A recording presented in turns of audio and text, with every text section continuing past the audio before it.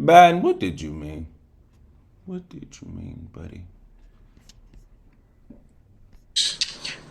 You were caught on a hot mic after your State of the Union address talking to Secretary of State Antony Blinken and Senator Michael Bennet saying, quote, I told him, BB, and don't repeat this, but you and I are going to have a come to Jesus meeting. What do you mean by that? What I meant was, it's an expression used in the southern part of my state, meaning a serious meeting. And it was, I've known BB for 50 years, and he knew what I meant by it. So what's the come to Jesus part? What tough love are you going to give to the prime minister? What's happening is he has a right to defend Israel, a right to continue to pursue Hamas, but he must pay more attention to the innocent lives being lost as a consequence of the actions taken. You're telling him to be responsible for the actions that he's taken, when America hasn't been responsible or took into consideration of anyone, not Afghan, not Iraq, not the people they send over there from here. I'm still waiting for the guns and stuff, the atomic bombs and all that stuff that Iraq and Iran are supposed to have. So, Biden is a bunch of fluffs. He's hurting, in my view, he's hurting Israel more than helping Israel. You're hurting us bad. You're hurting us bad. It's contrary to what Israel stands for. And I think it's a big mistake. So I want to see a ceasefire.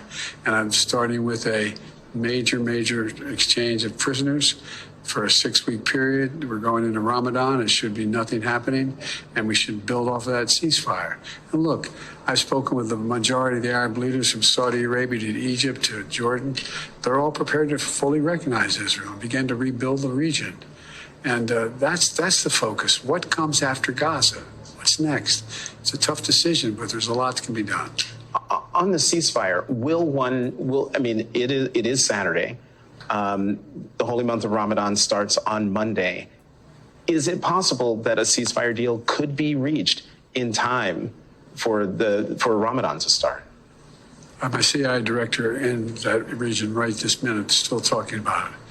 I think it's always possible. I never give up on that. What is your red line with Prime Minister Netanyahu? Do you have a red line? For instance, would invasion of Rafah, which you have urged him not to do, would that be a red line? It is a red line, but I'm never going to leave Israel. The defense of Israel is still critical. So there's no red line. I'm going to cut off all weapons so they don't have the Iron Dome to protect them. They don't have.